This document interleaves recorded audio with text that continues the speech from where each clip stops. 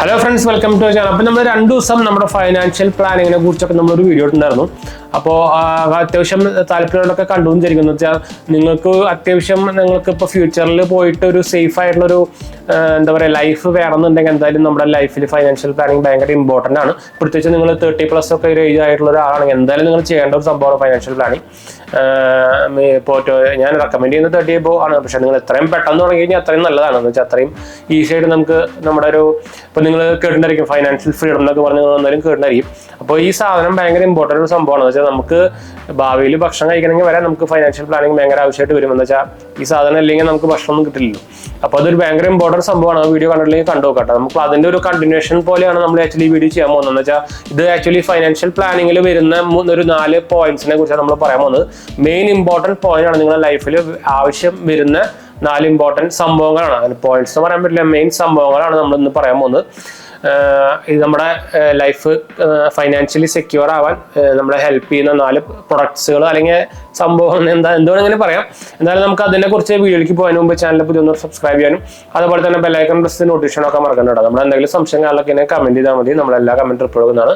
അതുപോലെ തന്നെ നമ്മുടെ ഇൻസ്റ്റാഗ്രാം പേജിന്റെ ലിങ്ക് ഒക്കെ നമ്മൾ താഴെ കൊടുത്തിട്ടുണ്ട്. അപ്പോൾ നിങ്ങൾക്ക് എന്തെങ്കിലും സംശയങ്ങളൊക്കെ ഉണ്ടെങ്കിൽ നിങ്ങൾക്ക് അതിലും കോൺടാക്ട് ചെയ്യാം. അപ്പോൾ പേജ് ഫോളോ ചെയ്യുന്ന നിങ്ങൾക്ക് മെസ്സേജ് ഓപ്ഷൻ കിട്ടും കേട്ടോ.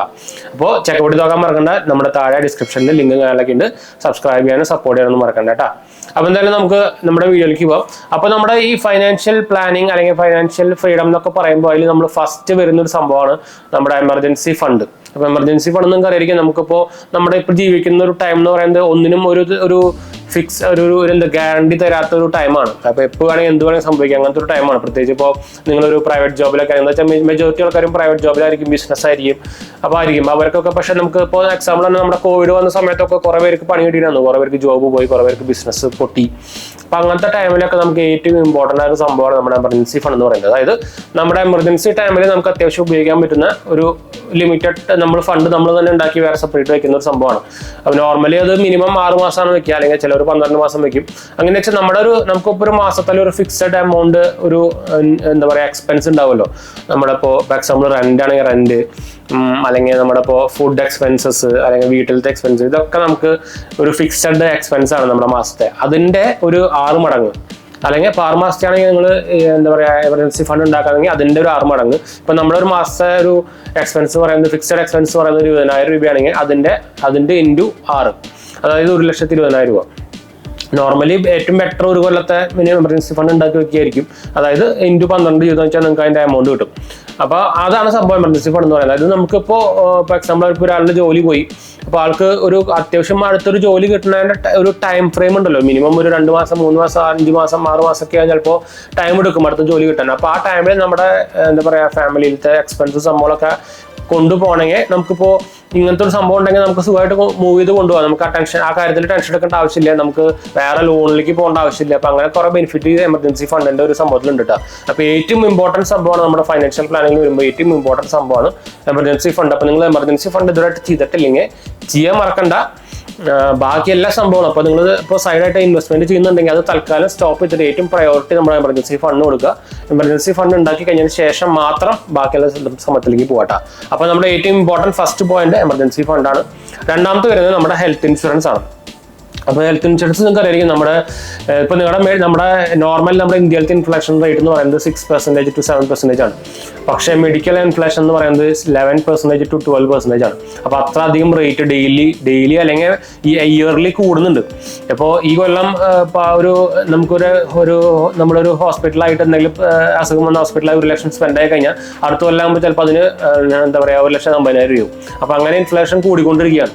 അപ്പോൾ ആ ടൈമിൽ ഇപ്പോൾ ഞാൻ നേരത്തെ പറഞ്ഞ പോലെ തന്നെ എമർജൻസി ഫണ്ട് നമ്മൾ ഉണ്ടെങ്കിൽ പോലും നമ്മുടെ ഈ ഒരു ഹെൽത്ത് എക്സ്പെൻസ് വന്നു കഴിഞ്ഞാൽ ചിലപ്പോൾ എമർജൻസി ഫണ്ടൊന്നും പോരാണ്ട് വരും. അങ്ങനത്തെ അധികം ഭയങ്കര എക്സ്പെൻസ് ആണ് നമുക്ക് ഹോസ്പിറ്റൽ ബില്ല് നമ്മളൊക്കെ വരുന്നത്. നിങ്ങൾക്ക് അറിയായിരിക്കും ഒരു പനിയായിട്ട് പോയി തന്നെ 10 ദിവസം കറങ്ങാൻ ചിലപ്പോൾ 1 ലക്ഷം ബില്ല് വരും. അപ്പോൾ അങ്ങനത്തെ സ്ഥിതിയാണ്. അപ്പോൾ ആ ടൈമിൽ ഈ ഹെൽത്ത് ഇൻഷുറൻസ് ഒരു കറക്റ്റ് ആയിട്ടുള്ള ഒരു ഹെൽത്ത് ഇൻഷുറൻസ് ഭയങ്കര ഇമ്പോർട്ടൻ്റ് ആണ്. നിങ്ങളുടെ നീഡ് അനുസരിച്ചിട്ട് നിങ്ങളുടെ എന്താ പറയുക പാക്കേജ് അനുസരിച്ച് നിങ്ങളുടെ ഫാമിലി അനുസരിച്ചിട്ടും ഇത് എടുക്കാൻ മറക്കണ്ട. ഞാൻ എന്തായാലും ഏത് ഇൻഷുറൻസ് എടുക്കണമെന്ന് റെക്കമെൻഡ് ചെയ്യുന്നില്ല. ഇപ്പോൾ നിങ്ങൾക്ക് അറിയായിരിക്കും നമ്മുടെ ഇപ്പോഴത്തെ ടോപ്പായിട്ട് നിൽക്കുന്ന ഹെൽത്ത് ഇൻഷുറൻസ് പ്ലാൻസുകളിൽ നോക്കിക്കഴിഞ്ഞാൽ അല്ലെങ്കിൽ ബ്രാൻഡുകൾ നോക്കിക്കഴിഞ്ഞാൽ സ്റ്റാർ ഉണ്ട്, നേവി ബൂപ്പ ഉണ്ട്, അതുപോലെ തന്നെ നേവി ഉണ്ട്. നേവി പക്ഷേ കേരളത്തിൽ കുറച്ച് ഇഷ്യൂസ് ഉണ്ട്.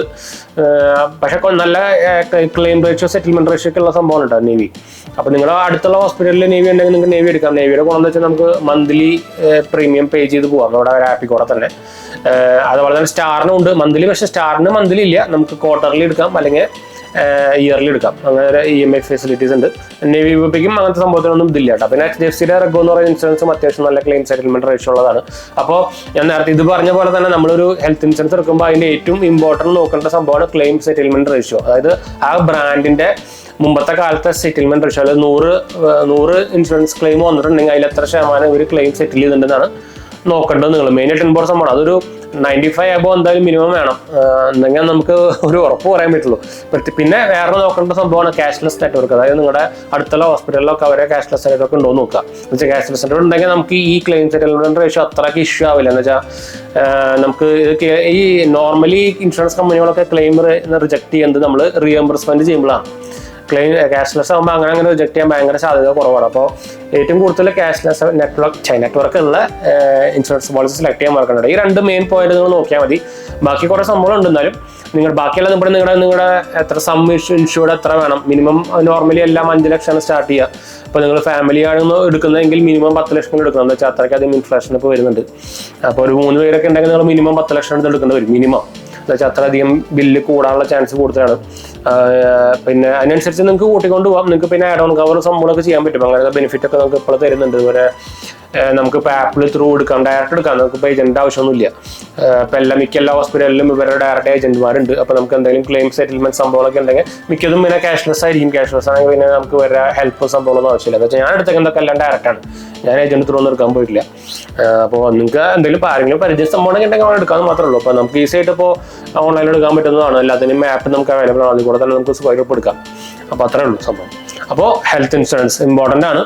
മൂന്നാമത്തെ സംഭവമാണ് ലൈഫ് ഇൻഷുറൻസ് അല്ലെങ്കിൽ ഒരു ടേം ഇൻഷുറൻസ്. നിങ്ങൾക്കായിരിക്കും നമ്മളിപ്പോൾ അത് ആക്ച്വലി ഒരു ഫാമിലിക്ക് നമ്മളിപ്പോൾ ഒരു കുറച്ച് കാലം കഴിഞ്ഞതിന് ശേഷം നമ്മളിപ്പോൾ ഡെത്ത് വന്നു കഴിഞ്ഞാൽ, ഒരു നാച്ചുറൽ ഡെത്ത് സംഭവങ്ങളൊക്കെ വന്നു കഴിഞ്ഞാൽ നമുക്ക് നമ്മുടെ ഫാമിലിക്ക് ആ ഇൻഷുർഡ് എമൗണ്ട് കിട്ടും. ഇപ്പോൾ 1 കോടിയുടെ ടേം ഇൻഷുറൻസ് ആണെങ്കിൽ നമുക്ക് ആ എമൗണ്ട് നമ്മുടെ ഫാമിലിക്ക് കിട്ടും. അപ്പോൾ അവർക്ക് അത് ഭയങ്കര ഹെൽപ്ഫുൾ ആയിരിക്കും.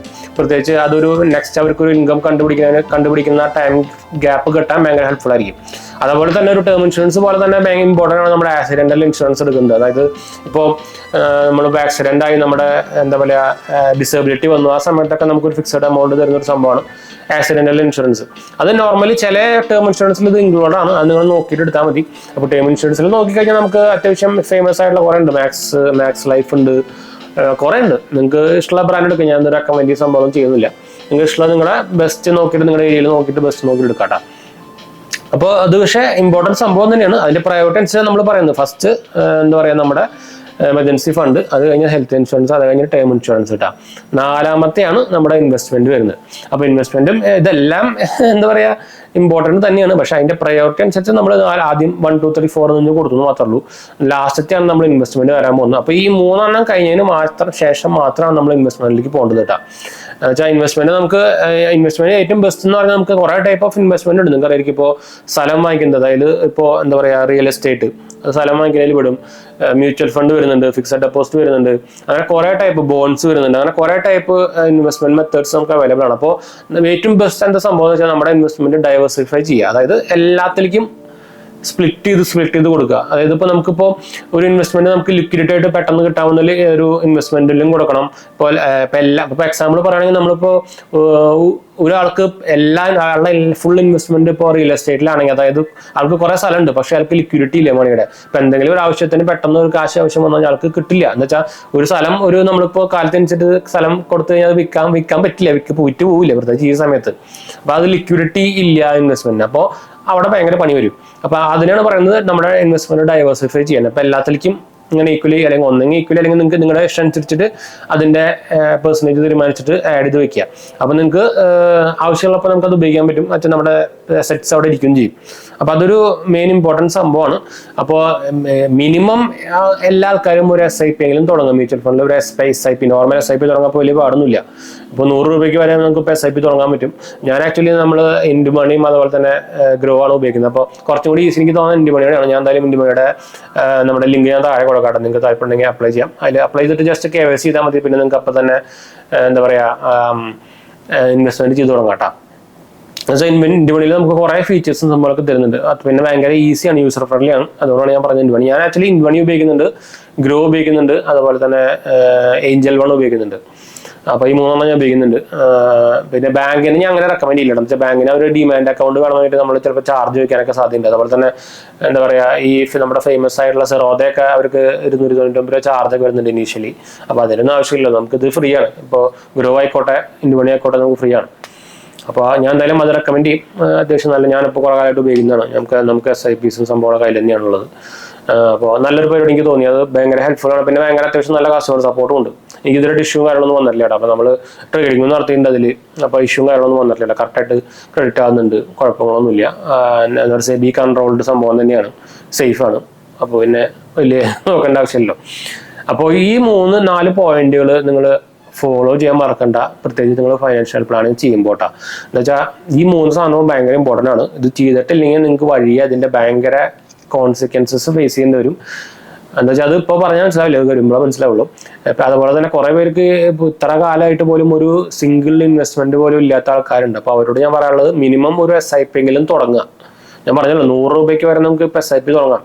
അത് നമുക്ക് ഓട്ടോ പേ ആക്കി വെക്കുകയും ചെയ്യാം. എന്ന് വെച്ചാൽ നമ്മുടെ എമൗണ്ട് ക്യാഷിൽ ഇപ്പോൾ ഇത്ര ഒരു 1-ാം തീയതി നമ്മുടെ ഓട്ടോ ഡെബിറ്റ് വേണമെങ്കിൽ വെക്കാം. നമ്മുടെ ആപ്പിൽ കൂടെ തന്നെ വെക്കാം. ആ 1-ാം തീയതി കഴിഞ്ഞാൽ ഓട്ടോമാറ്റിക്കലി നമ്മുടെ കാശ് നമ്മുടെ ഇതിന് ഡെബിറ്റ് കൊടുക്കും.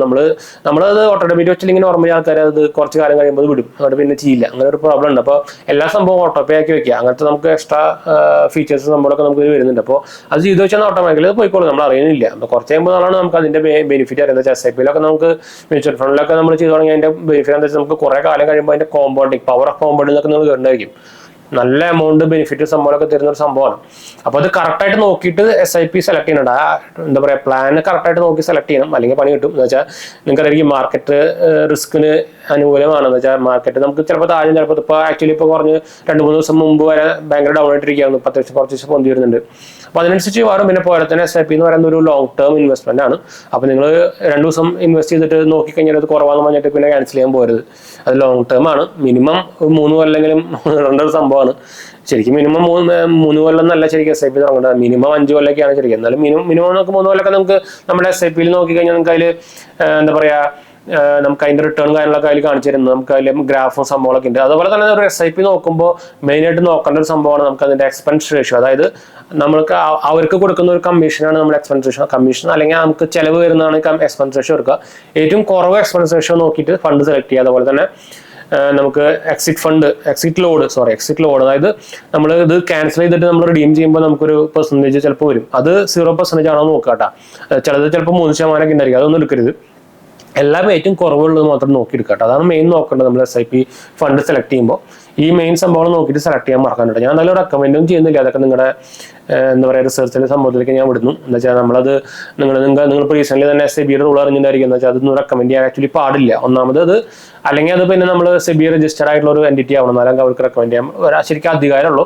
നമ്മൾ ആക്ച്വലി അത് നമുക്ക് അതെന്താ ഓരോരുത്തരുടെ പ്രയോറിറ്റിയാണ്. നമ്മുടെ ഇപ്പം ഞാനിപ്പോൾ SIP തുടങ്ങിയിരിക്കുന്ന ഞാൻ എന്തിനത് തുടങ്ങിയിരിക്കുന്ന അതിന്റെ ഒരു ഗോൾ ആയിരിക്കില്ല നിങ്ങളുടെ. അപ്പൊ അത് ഡിപ്പെൻസ് ആയിരിക്കും. നമുക്ക് ശരിക്കും റെക്കമെൻഡ് ചെയ്യാൻ പറ്റില്ല.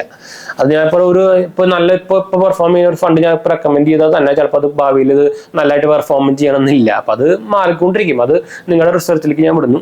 അപ്പൊ അത് ഈസി ആയിട്ട് നോക്കാം. നിങ്ങൾക്ക് അതിന്റെ പേരിൽ അപ്പം തന്നെ കുറേ കാണാനില്ല തന്നെ മിക്കതെല്ലാം കാറ്റഗറൈസ് ചെയ്യുന്നുണ്ട്. എന്ത് ടൈപ്പ് നിങ്ങൾക്ക് അറിയാം. കുറെ ടൈപ്പ് SIPs ഉണ്ട്. ഹൈബ്രിഡ് ഉണ്ട്, ഡെപ്റ്റ് ഉണ്ട്, ഇക്വിറ്റി ഉണ്ട്, അങ്ങനെ കുറേ ഉണ്ട്. അപ്പൊ ഇക്വിറ്റിയിലൊക്കെ ആയിരിക്കും നിങ്ങൾക്ക് ഏറ്റവും കൂടുതൽ റിട്ടേൺ കിട്ടുക. പക്ഷെ അതിൽ ഹൈ റിസ്ക് ആയിരിക്കും. ഇപ്പോൾ എക്സാമ്പിൾ അതിൽ ഇക്വിറ്റിയിൽ തന്നെ ഇപ്പോൾ 3 ടൈപ്പ് ഉണ്ട്. അതായത് സ്മോൾ ക്യാപ്സ് ഉണ്ട്, അതായത് ചെറിയ കമ്പനീസുകളിൽ ഇൻവെസ്റ്റ് ചെയ്യുക. മിഡിൽ ക്യാപ്പ് ഉണ്ട്, അതായത് ഒരു മീഡിയം ടൈപ്പ് വരുന്ന ഇൻവെസ്റ്റ്മെന്റ് ചെയ്യുക. ലാർജ് ക്യാപ്സ് ഉണ്ട്. അതിലിപ്പോൾ ലാർജ് ക്യാപ്സ് ആകുമ്പോൾ നമുക്ക് അതിൽ TCS ഇൻഫോസിസ് അതിലേക്ക് വരും. എന്നുവെച്ചാൽ അവരൊക്കെ പൊട്ടാൻ ഭയങ്കര ചാൻസ് കുറവാണ്. അതുകൊണ്ട് തന്നെ അതിന് റിസ്ക് കുറവാണ്, പക്ഷേ റിട്ടേണും കുറവായിരിക്കും. അതാണ് ഡിഫറൻസ് വരാം. അത് നിങ്ങൾക്ക് ഈസിയായ സംഭവമാണ്. നിങ്ങൾക്ക് എന്തെങ്കിലും സംശയം ഉണ്ടെങ്കിൽ കമന്റ് ചെയ്താൽ മതി. നമ്മളെല്ലാ കമന്റും കൊടുക്കുന്നുണ്ട്. അപ്പോൾ നിങ്ങൾക്ക് ഓവറോൾ ഐഡിയ സംഭവങ്ങളൊക്കെ മനസ്സിലാവുന്നിരിക്കുന്നു. അപ്പോൾ എന്തെങ്കിലും സംശയങ്ങളിലൊക്കെ ഉണ്ടെങ്കിൽ കമന്റ് ചെയ്യുക. നമ്മളെല്ലാ കമന്റും കൊടുക്കുന്നതാണ്. അതുപോലെ തന്നെ നേരത്തെ പറഞ്ഞ പോലെ തന്നെ സപ്പോർട്ട് ചെയ്യാൻ, സബ്സ്ക്രൈബ് ചെയ്യാനൊന്നും മറക്കണ്ട കേട്ടോ. അപ്പോൾ നമുക്ക് വൈൻഡ് അപ്പ് ചെയ്യാം. അടുത്ത വീഡിയോ കാണാം. ബൈ.